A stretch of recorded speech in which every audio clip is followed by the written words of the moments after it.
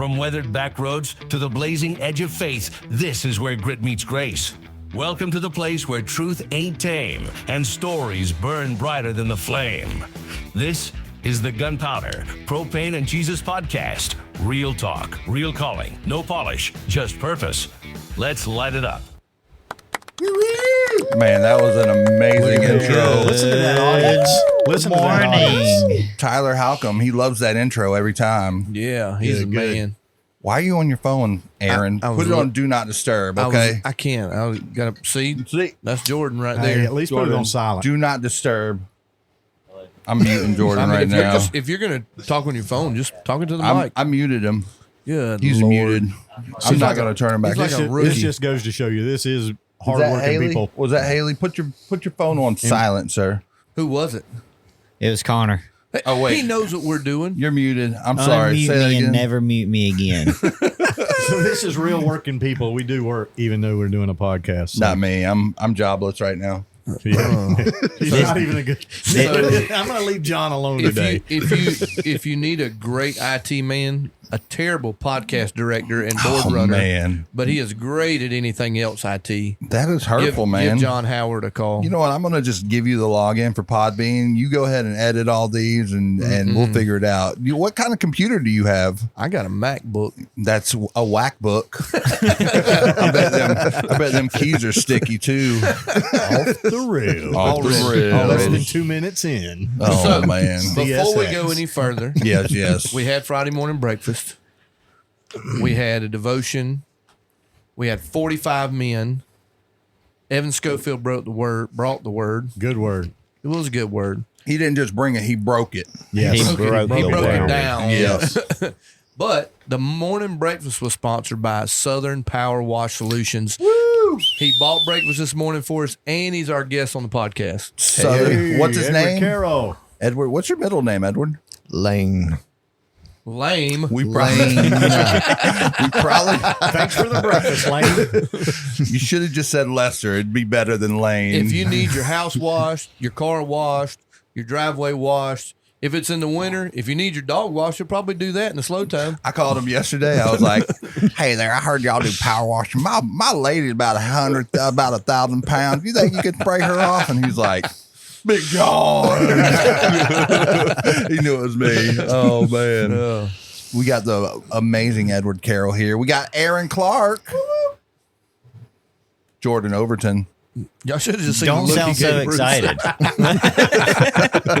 Bruce isn't dead this I week. guess Bruce is here. He's alive and well. I did not is, die last Bruce. week. Yeah. I'm just waiting for that good news.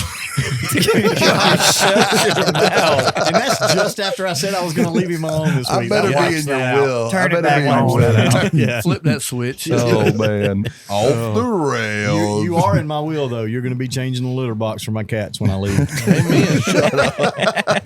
Your daughter won't change it. You're used to, so. I know, man. No, I'm going to get rid of the cat. Hey, It's But peeing she's in not it. using it, though, right? She is not, still not See, using it Gotta yet. take your wins when you can get them, buddy. Just She's train still that not thing to using pee it. in the toilet.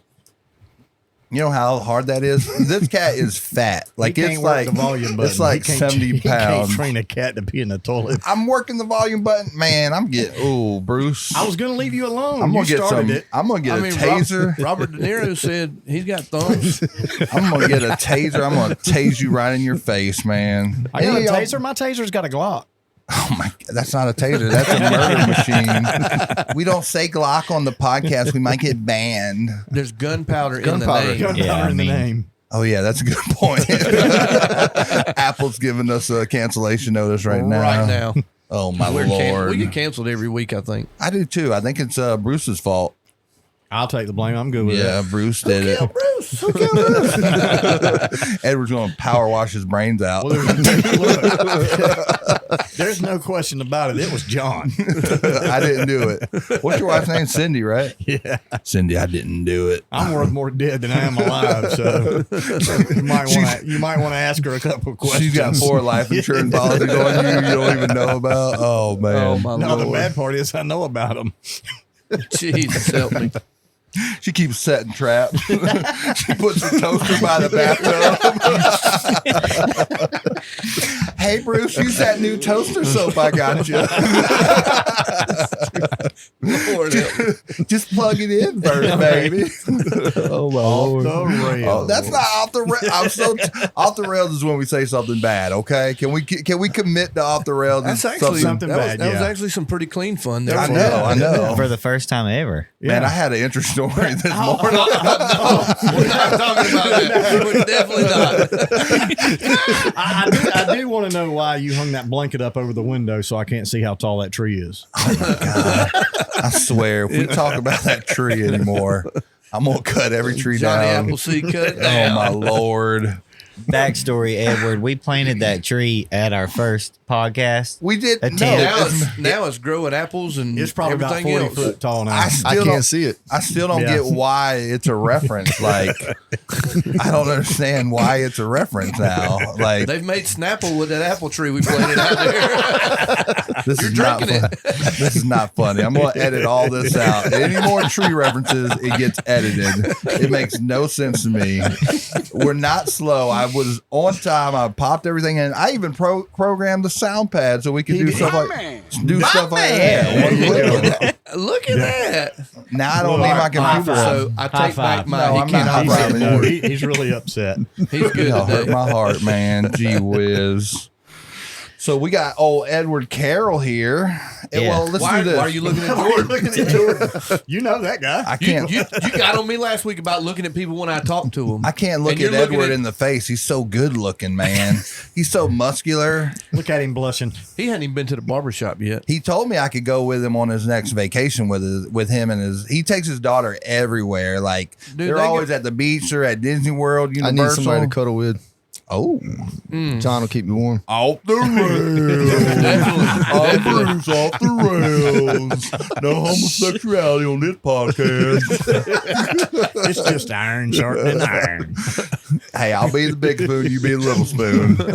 I'll protect you like Camp Gadarene with Aaron. No, all our clothes on, okay? He'll be fully clothed Yeah, I love you. unless you're in It- Bryson City. You know what? We don't. Unless he had a bad morning. Bryson City's amazing. Like you this still got morning. them pictures. I always have a bad morning. We're not Any- talking about that. Yep, We're yep. not. Don't you do it. Any interesting stories around the room we should do? Aaron, how was your week, man? Your video was a little intense, man. It's been a rough week, man. Yeah. Talk Back about it. hurts. Yeah. I pulled something or did something worse to my RD injury that I have. Yeah. And it's been killing me all week. And And just a bunch of other things the devil's threw on my back with work and everything else. It's just, I'm not going to go into great detail because No, we want it all. Name names. no, It has definitely been a it's week. just work. Yeah. We'll put it at that. Not employees, but the other. I think the Lord did bless you with a badunkadunk. You don't have a normal white Oh, white my boy Lord. badunkadunk. My wife says I have a Here we frog badunkadunk. Here we go. She sends me pictures of frogs. There's Your that back tree. pockets overlap each other. Yeah. Yes, they do. Oh man. But I will say though, I mean, Speaking of butts. but as bad as it's been on me, it's been a good week. I mean, yeah, there was some aggravating things, but I'm still healthy. I'm still breathing. The Lord's provided. Amen. We almost died rear-ending someone yesterday getting Yeah, the Sam's. them Yeah. idiots slamming on brakes for no reason. You were staring at the building looking for Jordan, and we almost died, man. I wasn't looking for Jordan. You were. You love Jordan with all your heart. You were looking towards the building here, and I was. yeah, We were that was looking. I was seeing scary. if he was here through the cut through right there. The truck was like bark, bark, bark. It was like barking at me. What did it do? Bark, bark, bark. That's all the the drinks that were in the bed of the truck Yeah, slammed slid against the forward. cab. I had to crawl in the back of the truck and get all the drinks out. Aaron's like, I'm gonna just take a nap. You ain't doing nothing, boy. No, I'm just If joking. you I was ever cleaning need the- anything to like test your faith, hop in a truck with Aaron because he looks at everything except the road in front of him. Hey, ain't neither one of y'all died yet. I don't want to hear it. Bruce, how'd your week go, man? You killing it with Kirk Poole and Hearth? By the way, King Kirk, Bruce is here not doing work. We need him out more because I like killing him off every week. We're staying busy. We're all over the place. I was coming back in town from Taylor, South Carolina. coming through Ware Shoals to Greenwood, and the tire on the trailer passed by me. Mm-hmm. I was running about 55.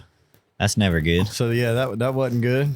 How So, does that happen? Uh-oh, I'm getting something. we got some weird. static in here. What is going on? Someone is, Edward's got a Android phone. Those are automatic cancer givers. Android. Man, if we'd have known that, we would have invited you on the We're gonna podcast. leave you in the.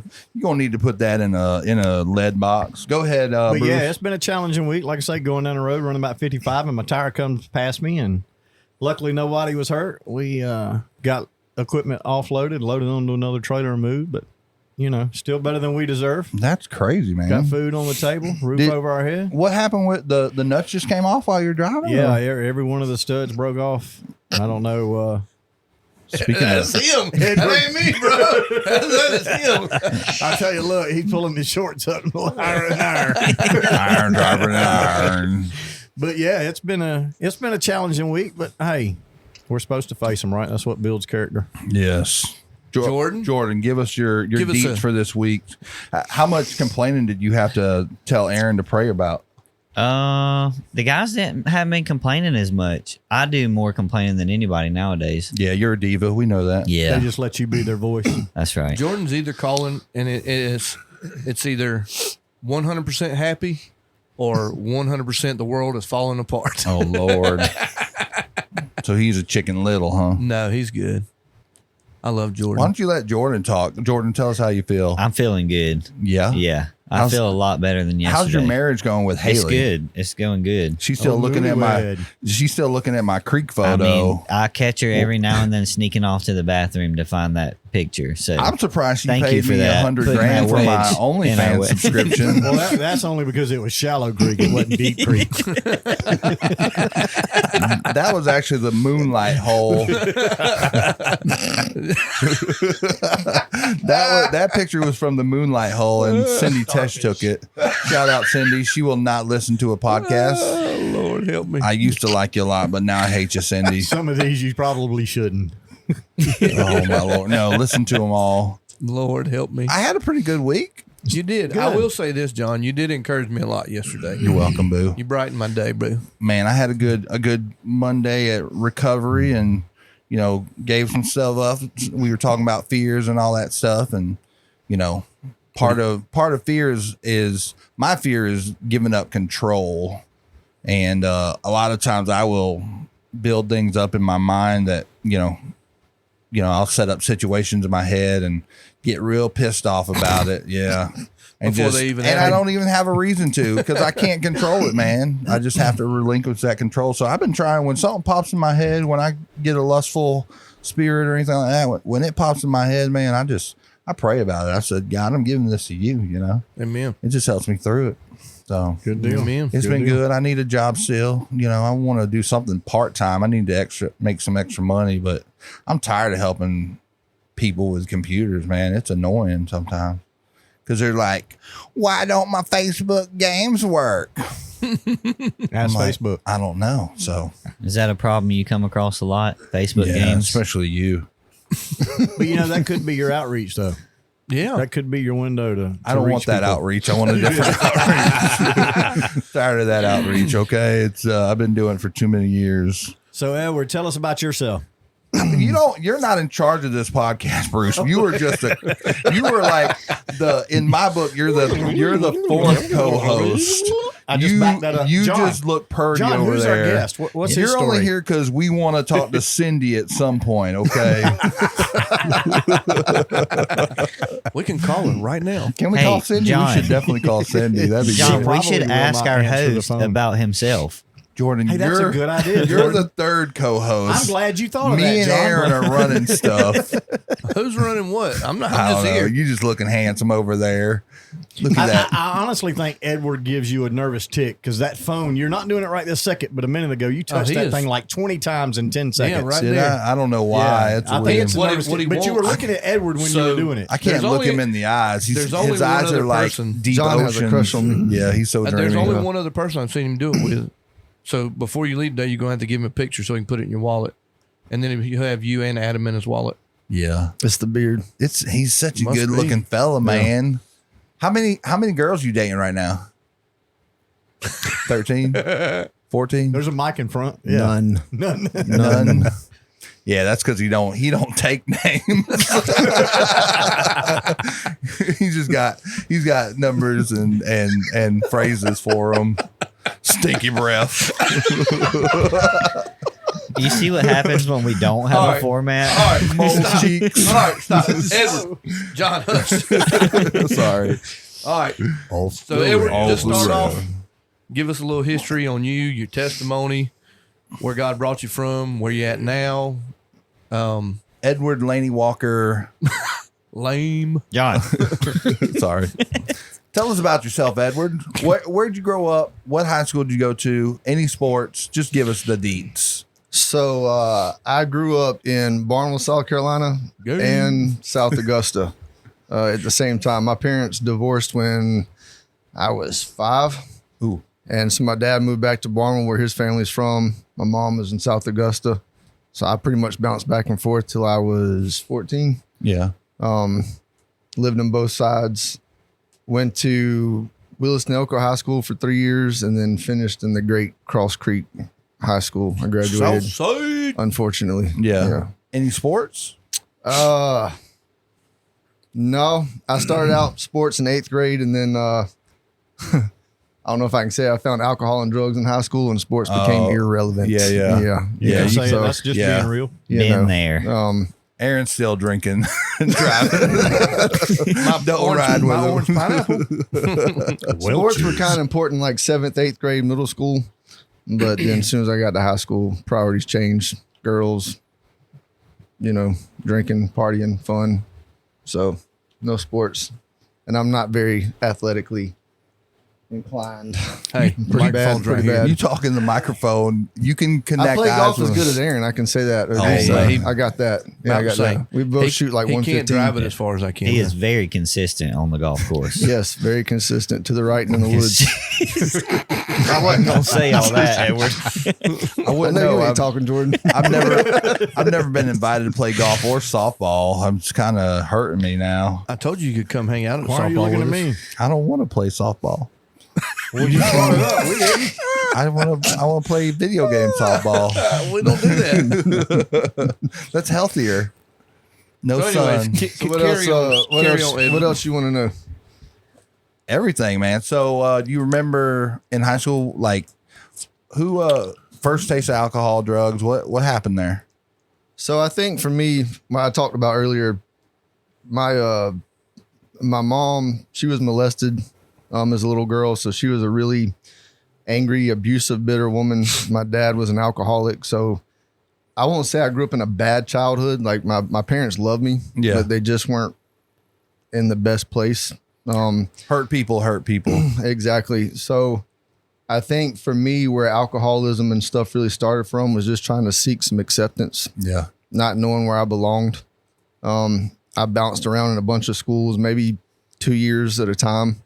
And then we would either get evicted or something would happen with my mom. We'd go and I'd school after school. So I struggled to make like long-term. I was always jealous of people who had friends since kindergarten. Yeah. Because we moved so much, I could never create long friendships. Yeah. And so I moved in with my dad permanently when I was 14 and just in a new school. I think I was in 7th grade when I moved in with him.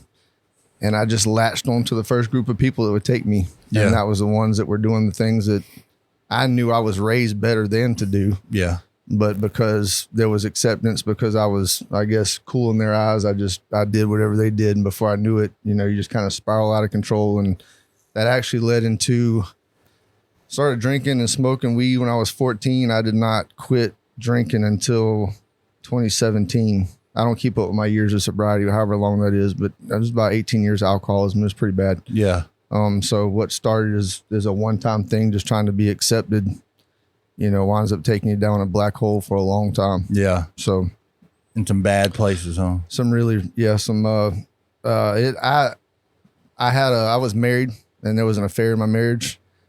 I could blame her for cheating, but obviously an alcoholic husband's probably not the easiest thing to live with and deal with. So I'm sure there was, I've accepted there was probably faults in me, but it took my wife, it took my family mistaking a lot more than I could have ever imagined. So definitely not a good thing. But I can stand here today, 2017, was 8 years sober. So, and now I haven't, after recovery and going to church and realizing where Jesus' place in my life is, I don't have any struggles with it anymore. I make jokes with Aaron every now and then, have a bad day, but no, it doesn't have a grip, man. I'm around people who say they'll always still struggle with it and go to a bar and be in a restaurant or in a gas station and struggle because it's there, but it really isn't. You don't get that tingle or that itch in the back of your neck or anything. I think Adam was in here. I was listening to his podcast yesterday and he talked about the difference between like clean and sober. And I don't know which word you use it, but for me, it's like recovery. And so you can, when I would get the flu or go to the hospital, I'd be sober for 3 or 4 days, right? Because I can't drink in the hospital. I tried, but I couldn't. But there's a difference in just not drinking and then versus knowing why you were drinking and the roots and why you were doing it. And to me, that's the recovery and the sober. To be sober is to just be without the substance, but recovery is know why you were using it to heal those broken parts of you so that you're not using substances. Because unfortunately, if you don't learn what it is, you'll stop. I see it a lot, but you'll stop using the substance, right? But you'll find something else to fill that void. To feel what's, hey, I'm not drinking no more. And even if it's not drugs, it's, it could be lust, it could be relationships. You'll still find something to take your mind off of what's really eating you at the core. So yeah, it's treating with medicine and all that, not putting Band-Aids on it that really get you through it. Yeah. God is the only thing that can really fully fill that void. And that he was meant to take that away from us when we use other things. And you're going to be left, because I would drink, right? We'd go out on Saturday, and it would be great then, but you always still wake up the next morning just feeling empty. And that's why you chase the drinking again, just trying to stop whatever it is. So, yeah. Did you and you did the recovery ministry at Victory for a while, didn't you? I think it was before it was 180. It was actually a young adult recovery. Oh, gotcha. I want to say it was like in 2018 or 2019. Yeah. We actually did it with Josh and Mindy at the church for a little bit. I helped Timmy with it for about 3 or 4 years. I started recovery in the sanctuary where some of Aaron's guys is from with Matt Lieber. Okay. And then transitioned into helping at the church. Yeah. And now, did you come from? Because you're pretty new to Victory, aren't you? I started Victory in 2016. Gotcha. Okay. 2015, maybe. Yeah. I think I remember in 2016. My mom I was not in church at all. Yeah. And then I went through that really bad divorce, and my mom had at this point been going to Victory for about a year or two. She had some issues with some other churches in the Augusta area, and she just fell in love with Dr. Brown. Yeah. I nor her had never even heard of Dr. Brown until she went to Victory. We weren't really in the church, very much, but she invited me. She had got her life right, and I was divorced, just mainly just wanted to get her off my back, to go. But man, I remember I'll never forget sitting in that church the first time. It was actually Adam's wife that was singing. Lauren was up there singing, and she sang this Blood, man. There's something about that first Sunday I sat in that pew, man. I was reeking of alcohol.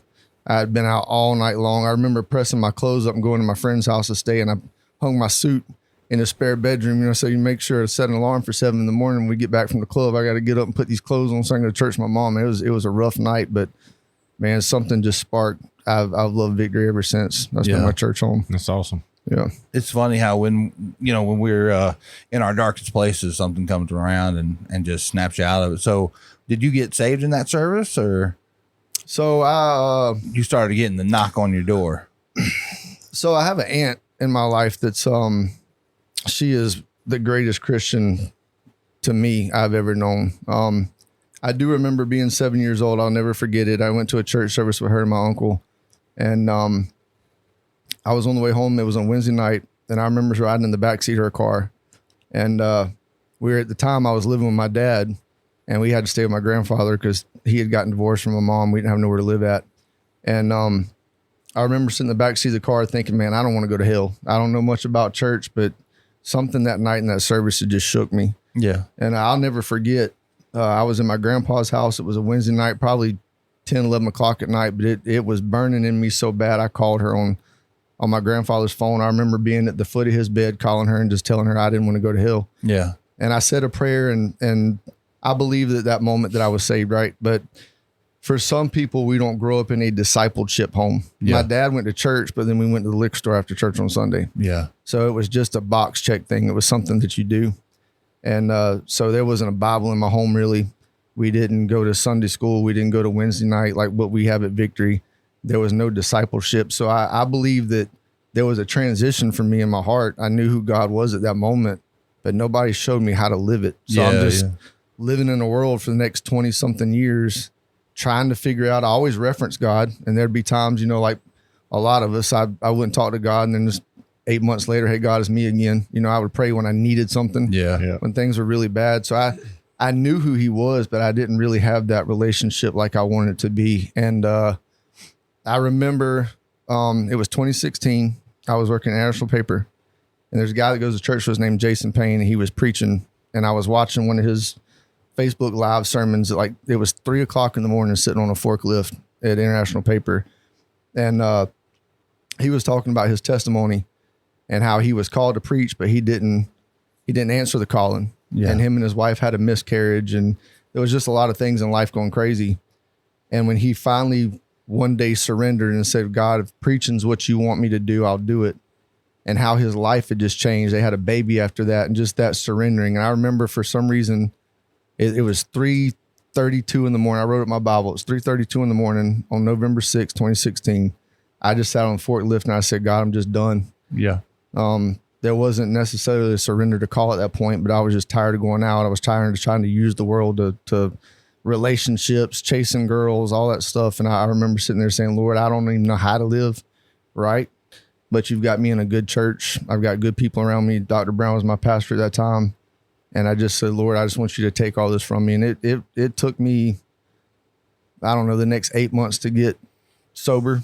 It was, for me, I didn't just drop like that. It was I quit drinking for a couple of days and I have a bad day. But for the next 8 months, he continued to slowly just work on my heart. I was one of them people that just takes a little bit longer. Yeah. But ever since that night on 2016, man, my life has been completely different. So I wouldn't say that I got saved in 2016. I rededicated. I got rebaptized. You were born again, is what it sounds like. That's what I feel like, yeah. I do know that. I do remember I can take you to the place in my grandfather's house. In that room, I still see it in my mind where I said that prayer at 7. So that's real. That moment was there. Yeah. But I think at 2016 is where we started getting discipled. And now with the pastor we got now with CT, discipleship is so much more important, and getting continued classes and things like that. It really kind of helped me understand what I'm living now and what I'm doing, Yeah. I think I've said it before, I think we get saved from something, and then we get saved for something. Yeah. You know what I mean? And it just depends on where you are at in your life and what you are dealing with and what you're coming from and all that stuff. So, it's amazing to hear that, your testimony and yeah, man, thank you for sharing that. Yeah. So, growing up, it doesn't sound like it was too crazy, but I mean, you still were dealing with, some craziness, seeing that and dealing with your parents like that. How has that affected? Because you've got a daughter. How old's your daughter? She's 12. Yeah, she's 12. She's a wonderful little girl. And man, I can see it on your Facebook post. You love that little girl with all your heart, man. And, do you, how do you deal with what you came from and how you deal with what you're trying to do with her now? It really ain't your phone. That's that board. I don't know what it is. I mean, actually, put that phone back might up be there. an Android. It might be. Oh, well, no, it's clicking now. I don't know. So, what'd you say again? I'm old. I forgot, man. My little girl. My little girl. Talk to us about your daughter. So, I think, I got a little brother whose dad, my mom got pregnant after the divorce of my dad, and I have a half brother. He's been in jail pretty much since he was 12. And I watched, and I think the thing with my daughter that's really affected my parenting the most is my mom grew up with an absent father. I talk about when she was molested as a kid, it was by her stepbrothers. Just a bad situation. And my mom would always tell me how much not having a father in her life affected her as a little girl. And I've even not saying anything bad towards anybody I've dated, but even in my dating life and relationships after marriage, I've noticed that there's a void that's created in a girl's life when the dad's not present. And so man, when her mom left, and I guess my little girl is my everything because I didn't have anything else. I don't really have a whole lot of family. I got an aunt that I talked about earlier, but she lives in Tennessee. So my little girl is she's my whole entire world, you know, but and you can tell it. I kind of, when my mom put into my mind that I watched what she struggled with for so long, I said, if I don't do anything right in life, and if my purpose is nothing else, it's going to be a good dad. Because I didn't want her to turn out the way that my mom did.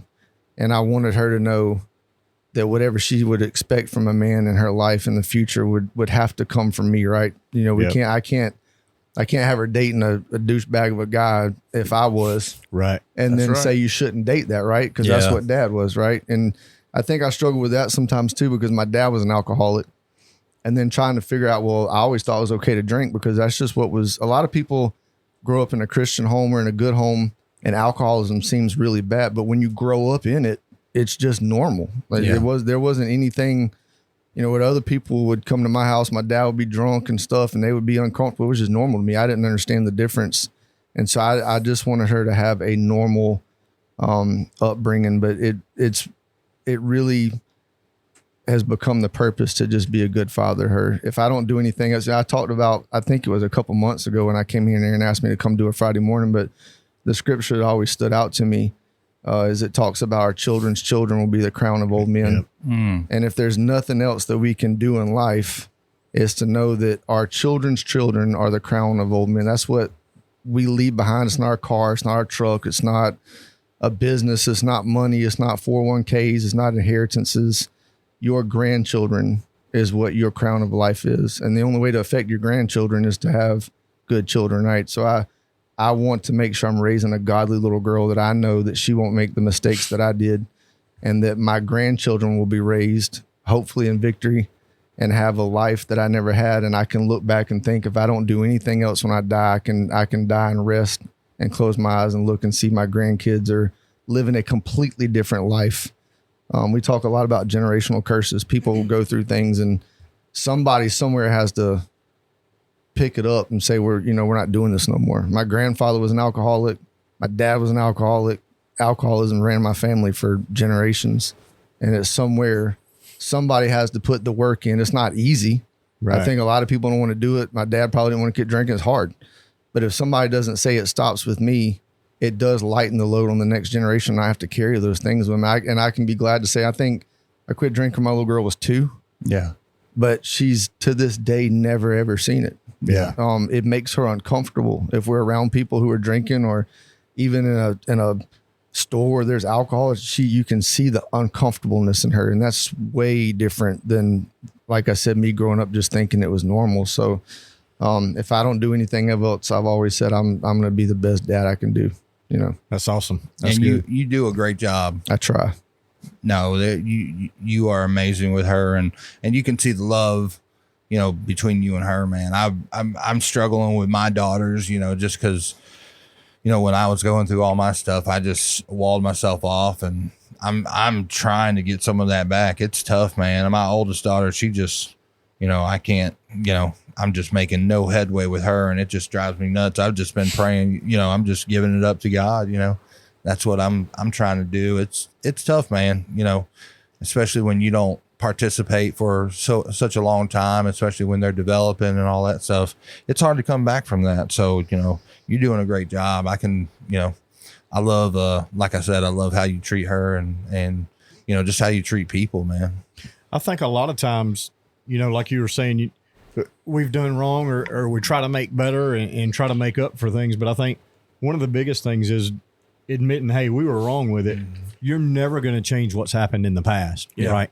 But you got to have that serious conversation. Hey, look, I take fault for that. I take blame for that. I know I was wrong in this way, and I know it affected you, what I see this way, but how does it really affect you, you know, and truly apologize for how it did affect them. And then, you know, the only thing I can do is from this point on, I'm going to do my very best. Yeah.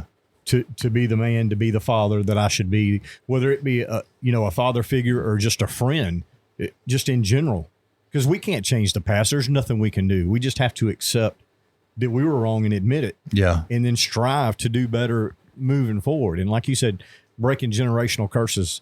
I'm not going to mention any names, but somebody had made some notes of a sermon, and they were just talking about how good the sermon was and all that kind of stuff, and said, "Hey, here's my notes." That way you can kind of get an idea of it. And it was very good notes, but at the end of it, it said, "I don't have to be a drunk like my dad and his dad. Yeah. It can stop with me." Yeah. So, I mean, that hits home for a lot of people. Yeah. And I've always told my son, both my kids growing up, I want you to have fun. Go out and have fun. But remember, make smart decisions, because every decision you make is going to have a consequence, good or bad. Yeah. We don't get to choose the consequences. We only get to choose the decision. That's right. So it just, and when people are younger, it's harder to understand that aspect than it is for an older person. But I think with breaking it down and trying to live the life for your daughter, to show her, like you said, you can't expect her to go be with a good gentleman that takes care of her and opens doors for her if you act like a douchebag. Yep. Right. Because that's what she's going to be used to. Right. So you're exactly right. You got to train them. This is what you got to do. Thanks for listening, and remember, the smoke may settle, but the embers stay lit. This was the Gunpowder, Propane, and Jesus podcast. Stay tuned for the next part of this episode.